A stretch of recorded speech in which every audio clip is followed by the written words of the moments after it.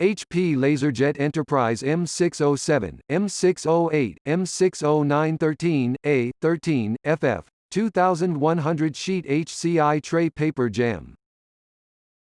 The following information describes how to clear a paper jam in the 2100 sheet high-capacity tray. When a jam occurs, the control panel displays one of the following messages and an animation that assists in clearing the jam. Open the 2100 sheet high-capacity input tray. Remove and discard any damage.